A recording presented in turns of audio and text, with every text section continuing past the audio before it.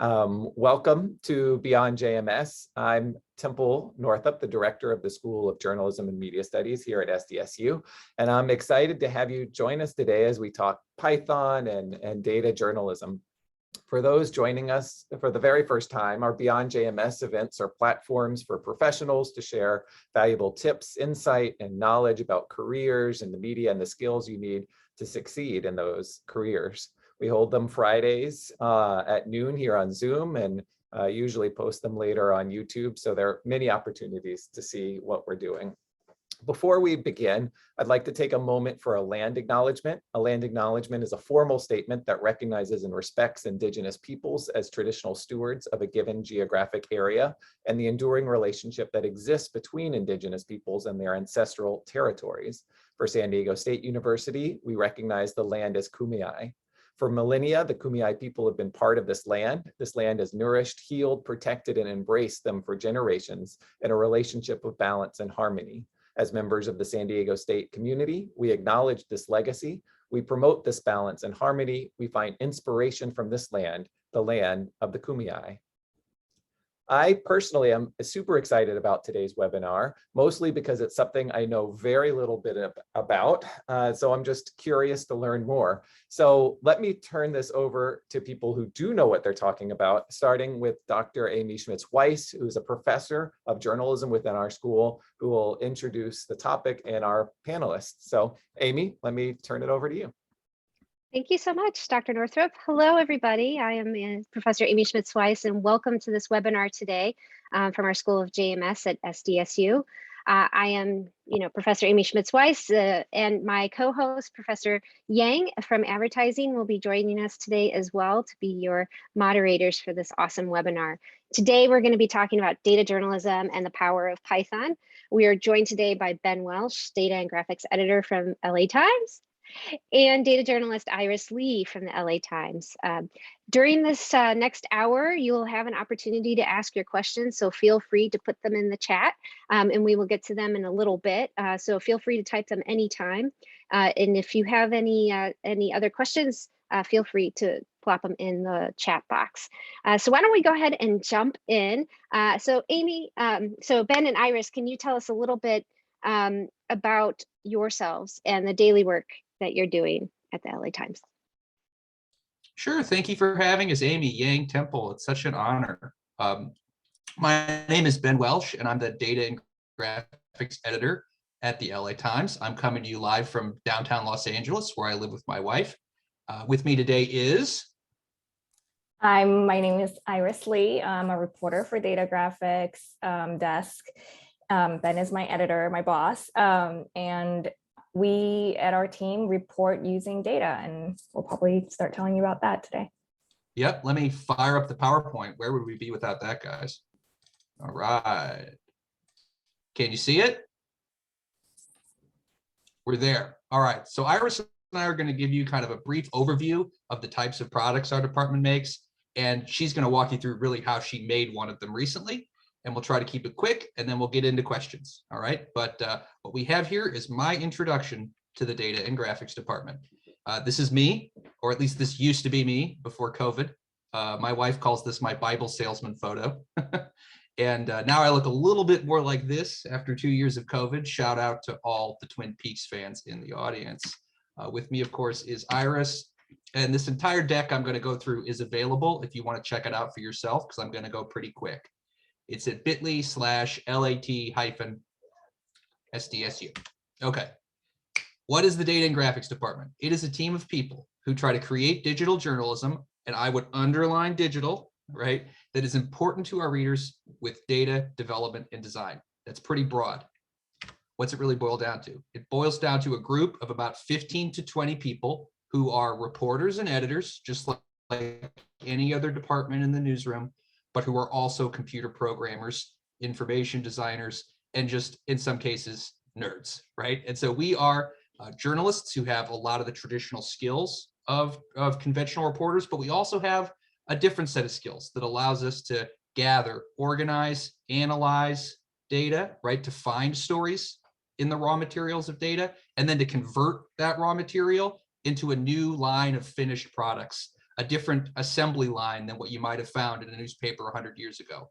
And on that assembly lines, on those assembly lines, we make roughly 3 types of things, I would say. One, we make what I would call applications. These are software products that the data is the raw material and the thing on the web is the product for the audience. Thing 2 is visual stories. This is using visualization techniques to help people understand the news. And 3 is digital designs. This is using our computer skills to break outside the mold of traditional storytelling forms and do different things online. These are the 3 types of things we make, and we're going to go through them now, kind of 1, 2, 3, with some concrete examples. All right.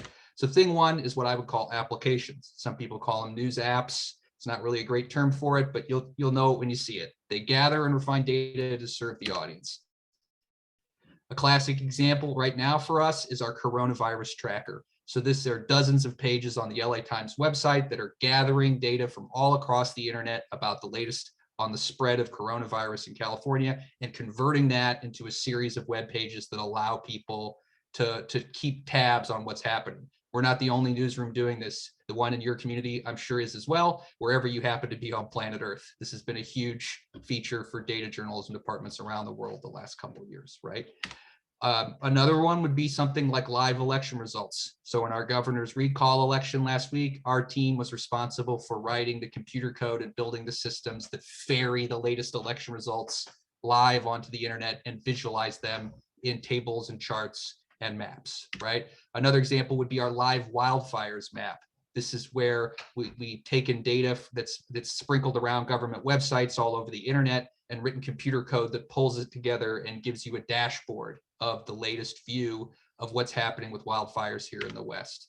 Another example would be our Quake Bot tool. This is where every time there's an earthquake, a little pulse of data is sent out by government seismologists, and we have computer code that's reading that in, evaluating according to our algorithm whether or not it's news, and then if the answer is yes, spitting out this post automatically with no human intervention, right? Another example would be our database of police killings, where a team at the LA Times went through and built a database of everyone in LA County who's been killed by police, matched that up with later investigations into those killings, and then created this online database, which is its own feature on the web, independent of any traditional story.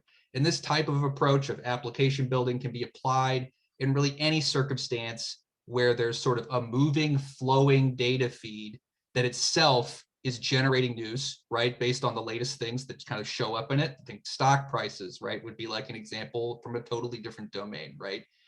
But then also can be rolled up into something like a tracker or an app or a thing that then summarizes that data and helps readers like kind of get their grip on it, right? And they themselves on their own can be very, very popular features for readers. Our coronavirus tracker is the most popular thing ever published by the Los Angeles Times on the internet, just on its own, without ever having generated a traditional front page story or scoop or like, you know, conventional data journalism product. And that's not just true for us, that's true for all the other newsrooms that are doing the same thing. However, once you have assembled that data, it can become a powerful resource for you to do enterprise and investigative work, whereby having assembled all the information, you can then begin to ask interesting questions and tell stories that other people can't because you have it together. And so these data applications tend to be a great partner for analysis and enterprise. Like for instance, in the case of our COVID tracker, having assembled all this data from all these different domains, not just cases and deaths, but openings and closings, and other elements on the calendar allowed us to do a lot of enterprise pieces about how the government was handling the response and whether it was going well or not, right? In the case of the police killings database, when one particular killing drew a lot of media attention, a young man who was shot after a bicycle stop, we were able to look into our database and identify many other cases that had similar characteristics, and to provide context about the one event that was in the news because we had this data to draw from, right? Iris has been a leader on our team on exactly these kinds of efforts and even on this particular story. And so now I want to hand it off to her so that she can kind of walk through all the steps that go into creating a piece like these ones we've been looking at, right? And the one we're going to look at is her recent standalone tracker about coronavirus cases identified at the LA Unified School District, America's second largest school district, which just reopened. Iris, take it away. Great, thanks, Ben. So just to go back one slide to the Dizon Kizzy story, I'm just going to kind of repeat what Ben said. So we love to collect data and we like to think about how to present what we collected with our readers a lot. And at times it can be like a very straightforward presentation, like the police killings database that you saw, or we can dig deeper and give more context and focus on the stories that bring the data home to a person or a community. And I think like this is a great example of that. We were able to use the data we collected and our reporters reported out and found very similar cases and wrote like this beautiful story about others like Dizon Kizzy, who was killed by the police while riding a bike. So I just want you guys to keep this in mind while I talk about the LAUSD tracker, because I also keep this in mind whenever I'm about to jump into a data project. Okay, so the LAUSD tracker, next slide. So we're going to go deeper into the application that we published recently. This is the LAUSD Outbreak Tracker. So when schools started for the Los Angeles Unified School District back in late August, there was a lot of anxiety around, kids going back to school, given that, only if you were eligible for vaccines. There was like a Delta surge happening. And I knew that people were kind of like talking about this. Next slide. And an education reporter that I was working with at the time on a different project kind of showed me this dashboard that the district had published. So LAUSD district published this dashboard where you could kind of scroll down to a specific school and see if there were any active COVID cases among staff and students, as well as if there was an outbreak in the school or if the school was being investigated for an outbreak, as well as all these other information around case rates and the case rates in the community. And she kind of, our education reporter, Paloma, she was like, oh, do you think you could collect this data? And to be honest, my initial response was like, well, do we really need to? Because when we collect this type of data, the question I like to ask first is like, do we have to? Like, are we going to make this better by collecting this data? And that's what kind of I asked myself first, because even though we do this a lot, this takes a lot of work and a lot of programming and a lot of cleaning. And especially if we're going to collect data over and over again over a period of time, we're going to have to maintain it, which takes a teamwork. All the coronavirus trackers, it takes a village to run this sort of application and maintain it, especially over time. So I was kind of thinking about if we need it or not, because the information presented there is pretty, it's good. It's good information. It's pretty straightforward. And then my second reason for being hesitant was that us presenting this information wouldn't make it any more clear that, the 75th Street Elementary or Early Education Center has like 0 cases today. But then what this dashboard doesn't show is it doesn't show the cumulative numbers, right? So even though we could kind of look at every school, we don't know what it looks like from a bird's eye point of view when we look at the school district as a whole. So it doesn't show that. And also because this data refreshes every day, we don't know, we can't see the trend. Is the case counts rising or is the case count dropping? Is there more outbreaks or less outbreaks than a week before? So this was kind of like my thought process in deciding that I was going to dig into this data and try to pry it out from the web. And also, lastly, for programmers out there, if you ever try to scrape any kind of dashboard, this is a Microsoft BI dashboard, which is very notorious for having very complicated data backend, and it's very hard to pry data out of this dashboard. So I just knew it was going to be a bit of work.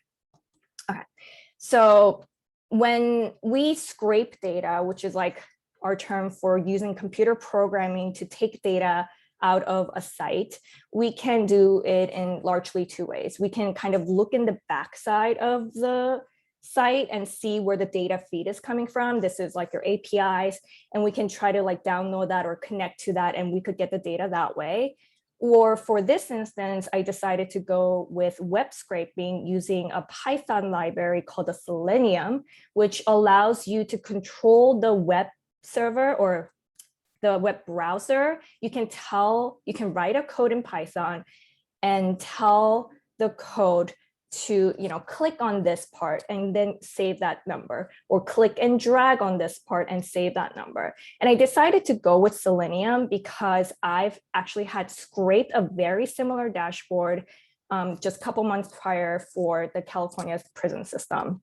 So I was already a little familiar with how this would work out. So I kind of like tried to give it a go. I started my Jupyter notebook and started tinkering with some code to see if I could start collecting the data. And once I kind of wrote a script that I knew that was going to collect data for every school in that dashboard by clicking, pointing to the dropdown, clicking the school, taking the information, pointing the dropdown, clicking the school, and taking another information, I knew that I could, collect this information. And what we usually do after that, in order to run this script daily or monthly or weekly, we put it on a thing called cron, which is basically like a scheduler. So we can tell GitHub Actions to run my scraper script every day at 4 a.m. when hopefully there's no traffic and hopefully no one's like messing in the repository. So we put it on a cron and we set a scheduled run every day for my script to collect the data from the dashboard once it refreshes. So once we got the data that way, I knew that we could get it daily. We took that data back into the notebook, and so we just collected the data, and now with the data that we collected, we start cleaning up the data, right? So we have to kind of append the data on top of each other. So yesterday's data on top of today's data so that we can kind of see the time trend. And I did that using, again, Python, Pandas library, which is like a data analysis library that you can use to kind of collect and simplify the data and kind of trim down to the information that we want to show our readers that we think will be helpful for our readers. And in the back of my head, I was also thinking, well, now that we're aggregating this data every day, perhaps maybe at the end of the semester, I can look back at all this data that we collected and see if there is another story. Because this application is just presentation of data, it's not really digging in deep into the story. And in my mind, I was thinking, well, but because we're doing this collection, there's an opportunity to dig into this data later on, maybe after the semester. So once we process all this data, we feed the data out into a different format called JSON format, from like basically a data frame to a JSON file, so that our front end publishing system can read this data. So we have a special publishing system that was built by our team, and it can read this data in a JSON format and build out a page for us. So it uses front-end code like HTML, or front-end languages like HTML, CSS, and JavaScript. And it kind of takes the data. We can make charts with it or tables with it. We can also, write, paragraphs, insert like pieces of data in our paragraph using like templating. And that's what we did. So we fed the data into our system to kind of work on the presentation. So our final project was this Outbreak Dashboard. So what this dashboard does is every day it updates with new data collected from the LAUSD's own dashboard, and you can kind of see the time trend where active cases are going. You can kind of see how many schools have how many cases, and then parents can look for schools, or there are markers where the schools are bolded, which means they're also being investigated by the outbreak. So it's kind of a place where readers could come every day and suss out the trends happening in their communities or in their school district. But for me, my hidden motive, or my secondary motive also, is to kind of collect this data daily and eventually look back and do a look back into the first semester that LAUSD opened to see if there's anything that the data could tell us that we can't get, that we can't easily get. So that's, oh, and then I also want to say that I was able to do this fairly quickly with a lot of help from Ben in about a week. And that's only because we have done this before. And that's kind of a privilege I have as a journalist in a large data team with a lot of programmers and reporters that I can learn from. Because we've done the coronavirus tracker for the last year and a half, for me to make this page was very easy because all the pieces were there. I knew what we had to do. This was, probably like the 50th or 60th page that we're doing that's in similar format. But it's probably good to note that there are a lot of data journalists like me out there that are, only ones in the newsroom that kind of have to do this by themselves from scratch. So I was really lucky that I had a big team that worked on this project, a very supportive editor as well. Yeah, and that's the story. Ben? Thank you, Iris. And we can go into all the nerdy stuff later if people want to know about code, but I'm going to zoom back out to the high level. So Iris gave us a great example of like assembly line 1, which are these data applications that sometimes lead to data enterprise and analysis, right? Now I'm going to jump ahead to thing 2. So the second type of thing we make is what I would call a visual story. There's not really a name for this type of thing, but pretty much this has become the stock and trade of, I think, most digital graphics departments around the world. This is where graphics reporters, are making and reporting and designing visual coverage of major events where their work is substantial enough to stand alone, as opposed to charts that are just an accessory to a traditional story in print. The web is this whole new opportunity for visual journalists to do their own thing and to go far above and beyond what words alone can do. And examples of that would be when Kobe Bryant's helicopter crashed a few years ago here in Southern California, an unexpected event on a Sunday morning that kickstarted a whole cycle of coverage by our team. And 1 or 2 days later, we had pieced together a visual piece that used the available data on the web to guide you through the final moments of the helicopter flight to help readers understand the sort of fatal final turn and mistake by the pilot that led to the crash. And this is a case where we're using the same types of tools that Iris was talking about in terms of building a page, but there's not this like data pipeline behind it all. This is really a case where those tools are being used to showcase visual storytelling techniques, and the piece like this can come together in only 1 or 2 days if we really get our act together. Another example would be after the recall election last week, we went and got the neighborhood level precinct results from 4 or 5 counties here in Southern California and turned that into an interactive map that allowed the reader to really quickly zoom in and see how people on their block voted.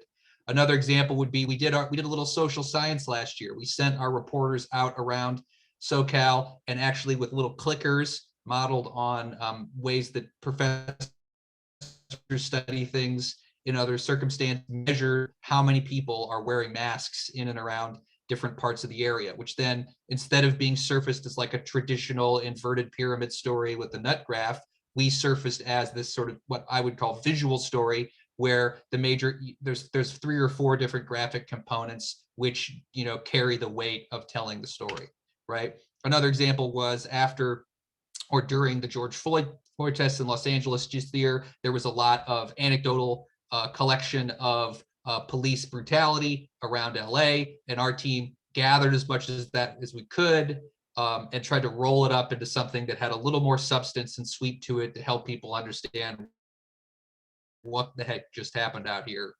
The visuals themselves being kind of the core of the content, right? Another example is a case that I was worked on too, I believe, where we're helping to walk people through a sort of large scale explaining of LA to build more homeless housing. And we're trying using a little sequential technique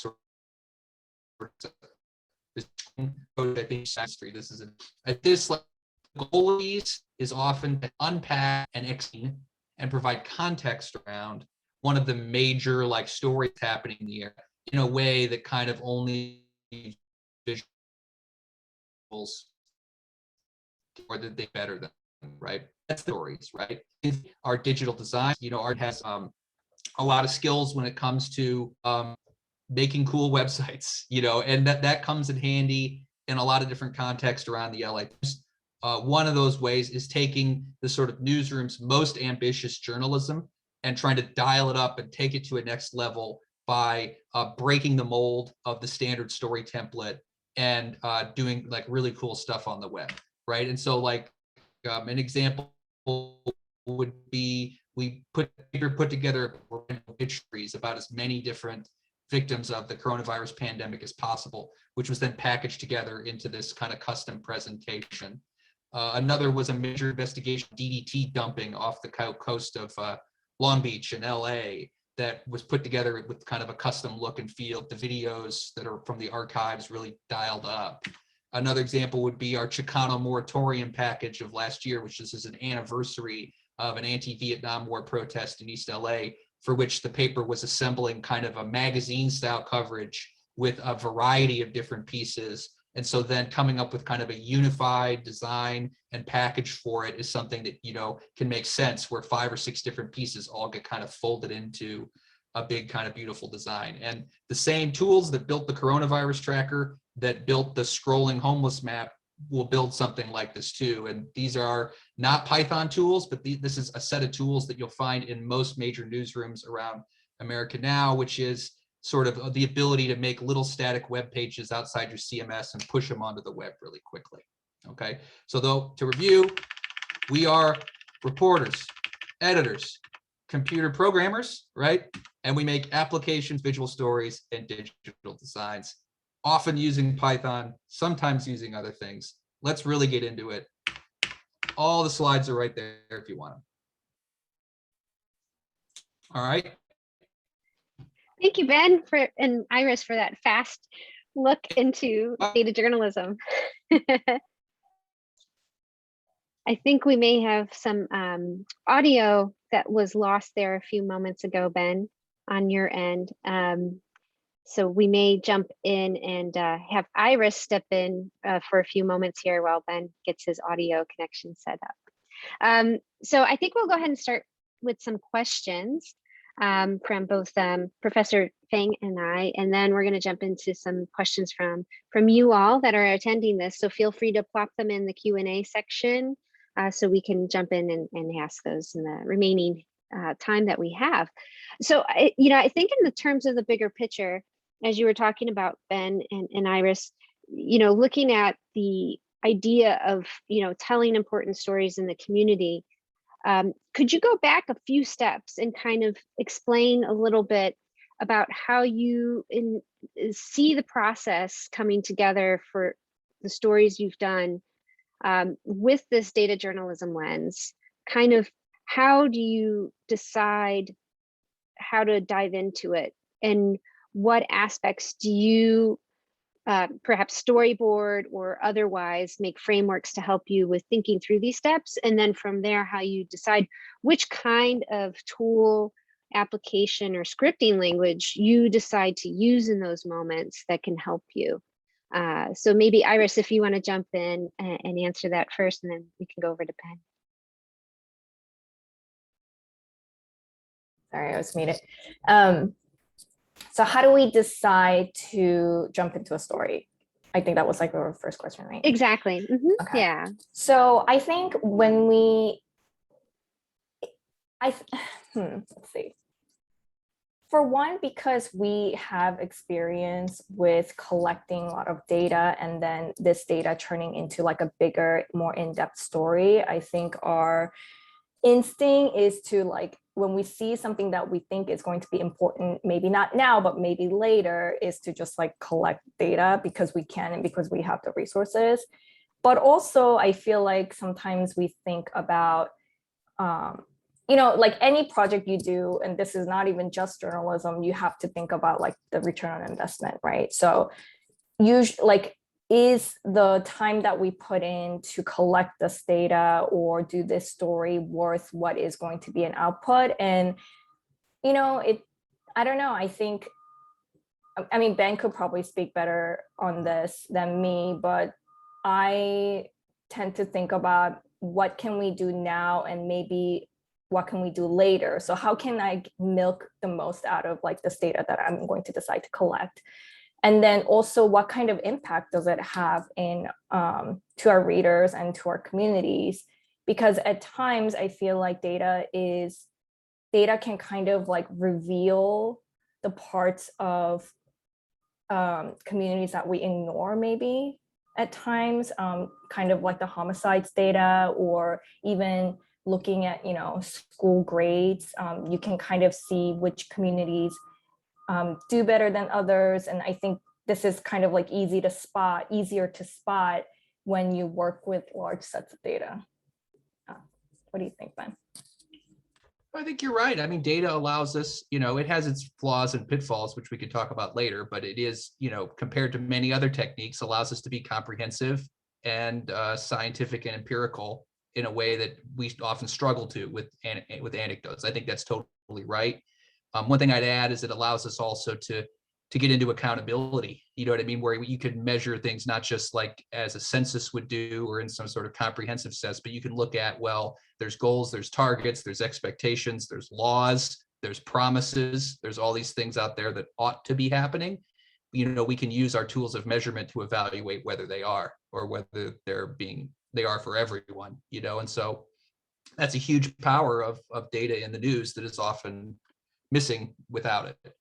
I think when it comes to the visual part of graphics work too, I think there's ways in which that a visual approach can help connect with an audience and really help people understand concepts in a way that words often just really struggle, or in a much more condensed and powerful way. And so I think with visual things, you're often looking for ways of helping people really understand something important that they might struggle. And that oftentimes data can be the raw material, but it's not like a mathematical formula. Like, I don't think I really understood what happened to Kobe Bryant's helicopter until I saw the path of it in 3 dimensions. You know what I mean? And then that really helped me understand. Or a recent New York Times example of this, the condo building that collapsed in Florida. They did a scrolly telling piece, much like the one we showed, that really helped you understand where those weaknesses in the building's construction were, that I think people just talking about it couldn't get you there,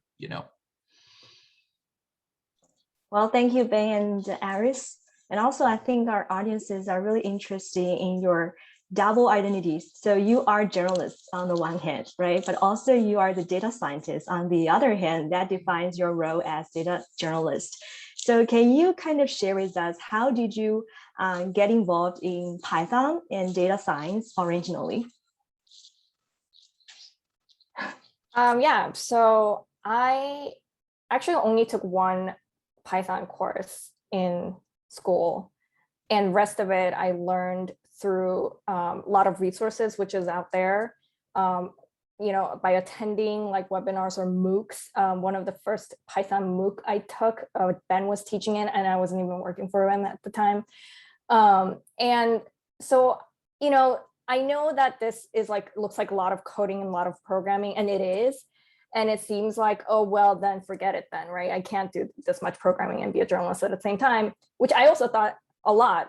I still think that sometimes. But the thing is, it's surprisingly, learning a programming language is like learning another language. Like, learning Spanish or Korean or whatever, it's doable and anyone can do it, but you do have to put the time and the effort into it. So I kind of think of it as like, so this is a tool. It's kind of like learning a new language, which means I have to invest a lot of time in it and look for resources and kind of like practice it almost like every day in order to make it accessible to you. So it's not easy, but it's definitely doable if you're committed and if you practice a little every day, pick a project, listen to a webinar, go do, there's so many like, Python lessons on YouTube too. So there's like information and resources are out there, especially this like open source programming like community is very open to like teaching others. So it's out there if you want to learn, but you do have to commit in order to get to a place where you can use it as a tool.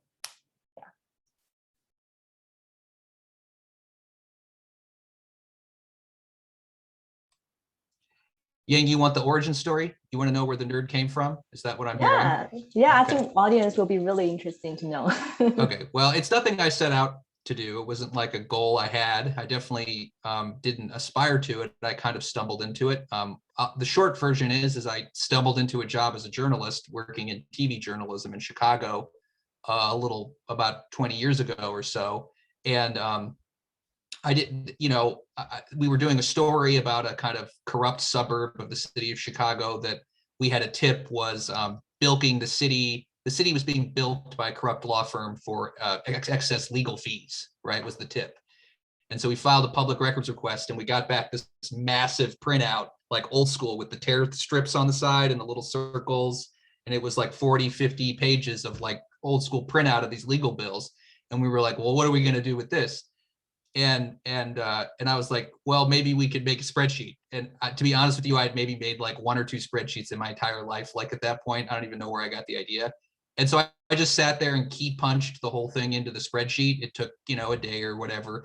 But then at the end, we could add up the total and we got to do a great story on local TV. And the anchor actually climbed a step ladder and dropped the paper down just to show how funny it was. And for me, that was kind of like my first hit of like what you can do with data analysis and journalism, which is you can tell a story that otherwise never would have been told. And you can do like cool investigative work and you can just do stuff that's frankly better than like the typical journalism thing. And so for me, that sort of hook I got then of like, if I learn this stuff, I can do cool stories that I couldn't do otherwise. And also it was kind of like a way in for me. Like I was the one who was nerdy enough to do that, you know what I mean? And was then nerdy enough to learn how to do more of it, and so I saw opportunity for myself too, in that.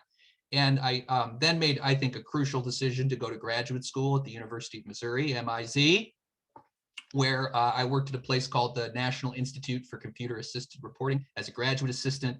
And I really had 2 years of time in graduate school to really begin to learn how to do this work more seriously and to meet a lot of people in the field. And so I know graduate school is controversial. I know that the Wall Street Journal, with all these people who graduated from graduate school, which have you believe it's not worth it.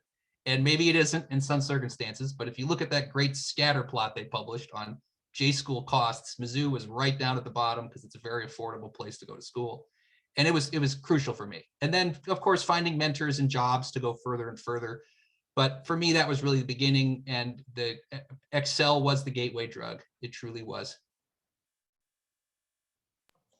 Thank you so much, Iris and Ben, for sharing with us, how you started the data science in Python journey.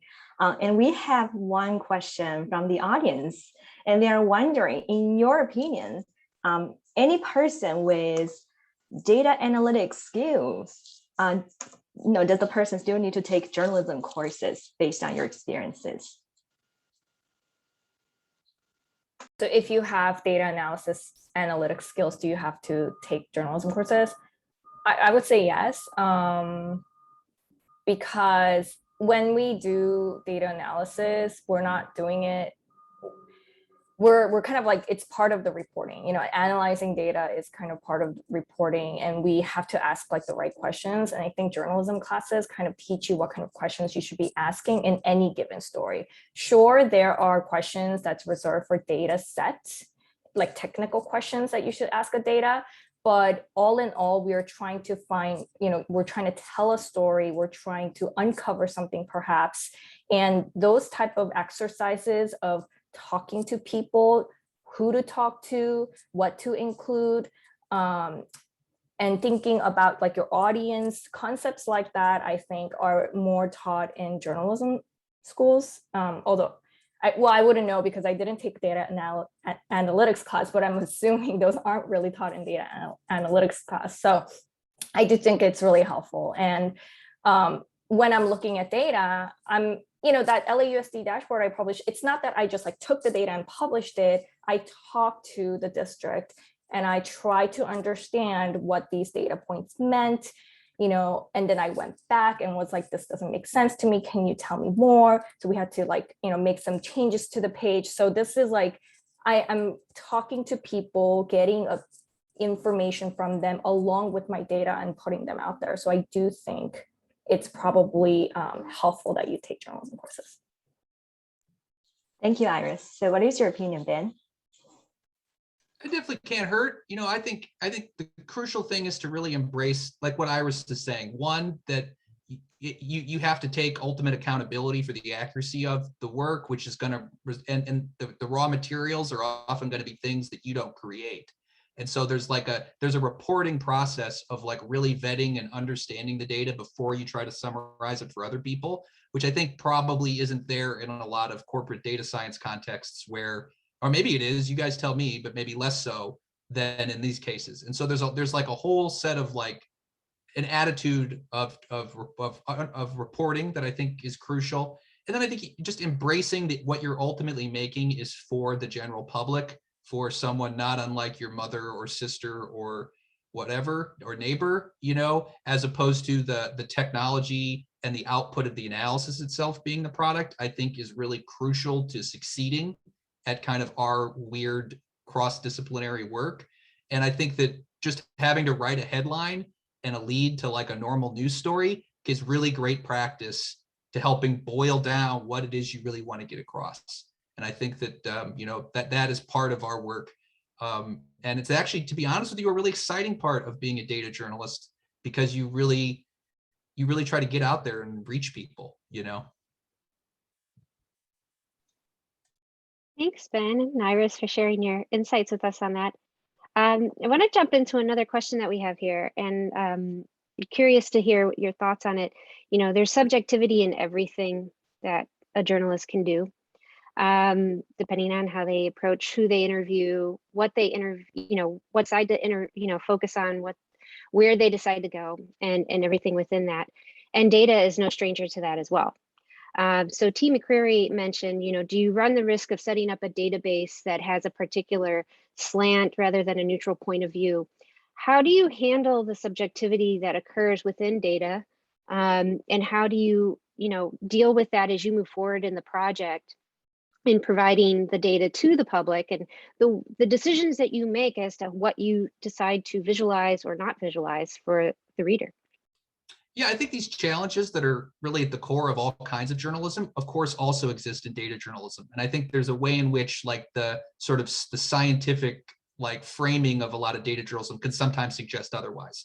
But that's just not true. You know what I mean? The things we choose to cover and how we choose to cover them and how we choose to surface it clearly reflects our choices and values and can be, critically unpacked. You know what I mean? Like I think anything else could in this university environment, which I would welcome. Like an example I like is like, data dumps. Like when we decide to dump data on the web, whose data and why and how, right? Where I think you can see that within journalism, there's really strongly differing opinions. Some people think the WikiLeaks State Department cables database, which was a data application, just like the ones we were showing, from a technical point of view, it's all the same thing. It's just different data flowing through the system, right? Some people would say that's heroic. Other people would say it's literally treason, right? I think there's more local examples of like Is it okay to publish the concealed weapons database in your local community if people are interested to know who has a concealed weapons license? In real life, a local newspaper did that and got a lot of blowback, and so I think that, like, in every circumstance, you have to weigh that, you know what I mean? And I think that reasonable people are going to disagree. An example I like to give is we did a story about what's called the American Independent Party here in California. This is a third party that most people don't know about. It was actually formed in 1968 so that George Wallace could get on the ballot as a third party candidate because he couldn't win a major party nomination. So it was created by a racist candidate to run a racist campaign in 1968 and then mostly forgotten about, right? But due to quirks in how the form is set up in the state of California when you are registered to vote, many people are accidentally signing up to be in the American Independent Party because they think it's being politically independent, not having a party, right? And so we decided to do a story about this, which involved a public opinion poll to really establish that people were doing it accidentally. But then, like all political registration records, who's in what party is 100% public. So we were able to get from the Secretary of State every member of the American Independent Party in a list, which included Kaylee Cuoco and Demi Moore, and believe it or not, the now owner of the Los Angeles Times, Patrick Soon-Shiong. And we contacted them and wrote about it. And then with our story, we decided to allow people to find out, had I accidentally registered in that party, right? And so for the purposes of our research, we built a database application that surfaced all the names, and we searched and we typed in 90210 and we looked for different things, you know what I mean, to find people. But we didn't put that on the internet because we felt that to ultimately put that full list on the internet wouldn't really help the mission of our story. The mission of our story was, based on the poll and our reporting, was that well-intentioned people were accidentally signing up for this group. And so to drop the whole database on the web felt counterproductive, right? That was our decision. So what we did instead is we made a search that made you type in your last name and your date of birth, and then it would tell you yes or no whether you're a member, right? And so that created a little bit of an obstacle and didn't allow for total phishing expeditions into the database, right? But that was an entirely artificial obstacle that I coded onto the data because I felt that it would result in what I thought was a better journalism. That's totally debatable though, right? So that's my long spiel. Sorry it was so long. No, not at all. Iris, would you like to share your thoughts on this too? I think this is where, editors and other reporters are really helpful. Like Ben said, he has a lot of experience in looking at different types of data sets and information. So as a reporter, I would always bounce my findings with him, to him, and see what he thinks, see if what else is missing.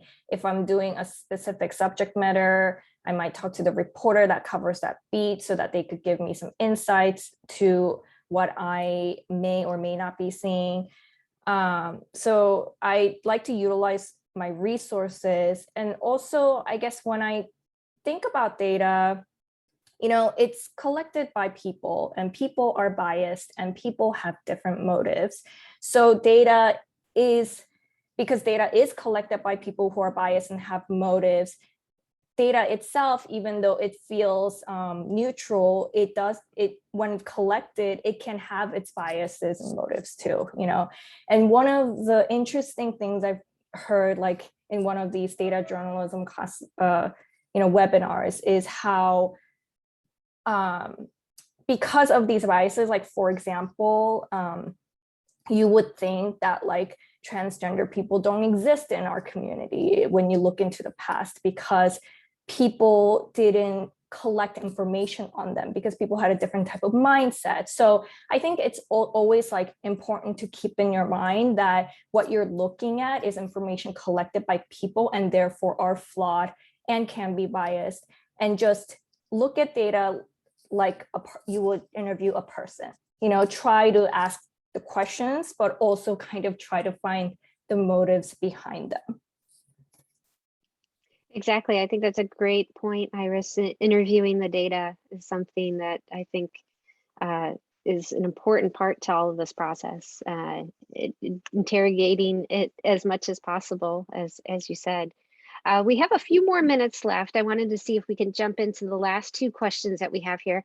The next question is from Cindy Broyle, who mentioned how important the visual can be to telling a story, and how important is it to make the presentations interactive and engaging the audience. Iris, do you want to jump in, and then Ben? Yeah, I think we talk about this a lot in our team too. Sometimes we think less is more. Sometimes it doesn't have to have large bells or whistles. Sometimes a simple bar graph can tell you a lot more than you think. And other times, like the Kobe story, like visual elements are like the only way you can understand a story really fully. Sorry, I kind of lost my train of thought. What was your question again? No worries. So looking at how important is it to make the presentation interactive and right. engaging the audience? Mm-hmm. Right. So interactivity also is like a hard technical lift. So we always think about, is it worth it? Is it really enhancing the story, helping the story by putting this feature and asking audience to engage? Will it help our readers? And a big example of that, which we always try to make it interactive, is like the precincts map. You know, everyone wants to know where they're like how the area that they're living voted. So we like to make those things interactive. And other times we try to, you know, dial it down and just keep it simple because that's enough. Yep. And one thing I would just add is that, you know, one big change since I started doing this work is just the rise of mobile phones. You know, when I started in the Flash era, when everybody was on desktop computers, graphics tended to be very heavily interactive because there was this expectation that all of your users had like a mouse, and that interactivity was how you really went above and beyond a traditional piece. However, now with, you know, 60% or more of your readers looking at things on mobile phones, they just, all those bells and whistles and those more sort of detailed, exquisite displays just no longer work. And so I think that's a big reason why over the last 10 years, you've seen the top graphics groups in the world really simplifying a lot, moving towards scrolling type approaches and thumbing type approaches over click and pick kind of approaches. Thank you, Ben and Iris. So we have one last question. So in your opinion, what are the fundamental computer coding skills or data science skills one need to learn if they want to break out into the data journalism field? Shall we start with Iris? Yeah. I think that depends. You can, if you start with Python, you can do more ambitious analysis that you might not be able to do in Excel. Same for R. I like Python because it's kind of more flexible in terms of I can make a tool and I can also do like analysis. But if you are into more visual storytelling, front end computer languages like HTML, CSS, and JavaScript is probably what you want to learn. When I got started thought about learning these programming languages, I still think about this a lot because like I think the best way to learn is kind of like pick a project that you want to try. You know, like I like this story because of the analysis, or maybe I like this story because of this beautiful graphics. You know, like I want to do something like this, and then like pick a goal and then try to learn things around it. Because depending on what you want to do, there are so many languages you can learn and so many languages you don't have to learn, you know, and you shouldn't if you don't want, you don't have to learn it. So I would recommend like kind of really thinking about like, what is it? Do I just want to learn programming? But why? You know, like, what do I want to do with it? And then maybe setting like a post to like walk towards. Yeah. Thank you, Iris. So you're saying that practice is really important. So you can start with a project that you're interested in to learn more about the coding stuff, right? Thank you. What do you say, Ben? I think Iris is dead on. I think really having an applied approach and an incremental attitude, like you're gonna like gradually learn more and more as you do more and more projects, is totally right. It takes a long time to get good at all this stuff. No one is just gonna study and then be ready, right? It's gonna be fits and starts through your whole career, and you have to embrace that process. The only thing I would add is that if you're interested in working with data, in my view, the spreadsheet is the fundamental skill. I think that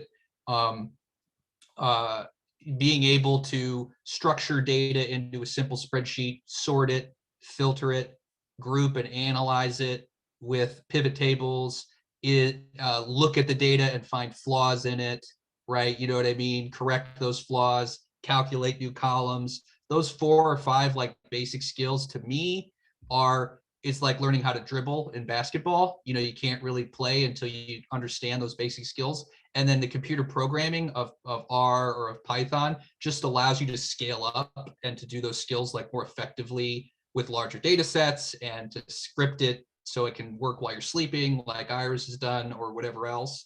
But it all comes back to the fundamentals of structured data, which is found in LibreOffice, let's say, the free alternative to Microsoft Excel. Thank you, Ben. I put in the chat for everyone some resources that you wanted to leave folks with as well. Would you be able to talk for just a second about the first Python notebook, Ben, and what people may be able to get out of that?